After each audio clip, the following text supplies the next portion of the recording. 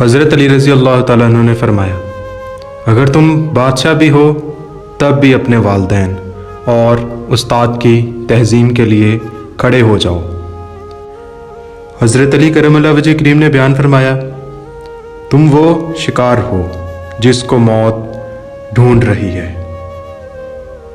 حضرت علی کرم اللہ وجہ کریم نے بیان فرمایا، صاف ستھرا کپڑا پہننے سے رنج و غم دور ہو جاتے ہیں اور نمازیں بھی قبول ہوتی ہیں۔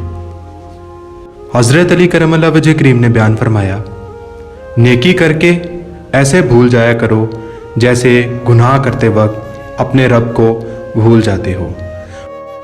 حضرت علی کرم اللہ وجہ کریم نے بیان فرمایا، انسان کے ایمان کی پہچان وعدوں کی پابندی سے ہوتی ہے۔ حضرت علی کرم اللہ وجہ کریم نے بیان فرمایا، تمہارے نفس کی قیمت جنت ہے، اسے جنت سے کم قیمت میں نہ بیچنا۔